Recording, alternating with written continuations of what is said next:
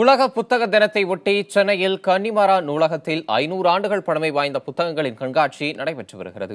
எளிதில் காண கிடைக்காத நூல்களின் கண்காட்சி காண்போரை வியப்பில் ஆழ்த்தி வருகிறது.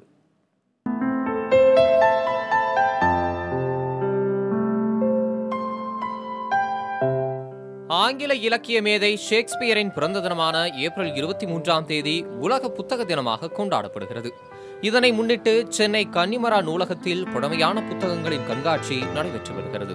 இந்த கண்காட்சியில் 1548ஆம் ஆண்டு கிரேக்க லத்தீன் மொழியில் எழுதப்பட்ட பிளேட்டோவின் தத்துவங்கள், 1608ஆம் ஆண்டு வெளியான பைபிள், 1800களில் வெளியான வீரமாமுனிவரின் நூல்கள் மற்றும் பழமையான புகைப்படங்கள் காட்சிக்கு வைக்கப்பட்டுள்ளன.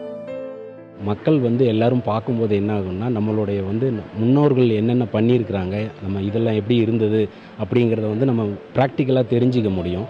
இப்போ இருக்கிற மொபைல் உலகத்தில் நம்ம எல்லாமே ஃபோட்டோஸு எல்லாம் மொபைலில் பார்க்குறத விட ப்ராக்டிக்கலாக ஃபோட்டோஸு மற்ற எல்லா வகையான இன்ஃபர்மேஷனை நம்ம நேரடியாக பார்க்குறதுனால நம்மளோட நாலேஜ் டெவலப் ஆகும். இன்னும் ஃபர்தராக நம்மளை இம்ப்ரூவ் பண்ணிக்கிறதுக்கு வசதியாக இருக்கும். இதுபோன்ற நூல்களை தேடி தேடி வாசிப்பதன் மூலம் மாணவர்கள் தங்களின் அறிவுத்திறனை வளர்த்துக் கொள்ள வேண்டும் என்கிறார் இலக்கிய பேச்சாளர் குமரி அனந்தன். இந்த நூலகம் அறிவு வளர்ச்சிக்கு பல படிக்கட்டுகளாக அமைந்திருக்கின்றன. இந்த நூலகத்தை எல்லோரும் பயன்படுத்தி கொள்ள வேண்டும். மாணவர்கள் உட்பட இதனை பயன்படுத்தி கொண்டு அறிவிலே மேலோங்கி நின்றால்தான் வாழ்க்கையிலே முன்னேற முடியும். கண்களுக்கும் அறிவுக்கும் விருந்தளிக்கும் வகையில் அமைந்துள்ள இந்த கண்காட்சியை ஏராளமானோர் விரும்பி பார்த்து செல்வதாக கூறுகிறார் நூலக அதிகாரி. பொதுமக்கள் அதிக அளவில் பார்த்து செல்கிறார்கள். அவர்கள் வசதிக்காகத்தான் 2 நாட்கள் இருந்ததை இப்போ 1 வாரமாக நீடித்திருக்கிறோம்.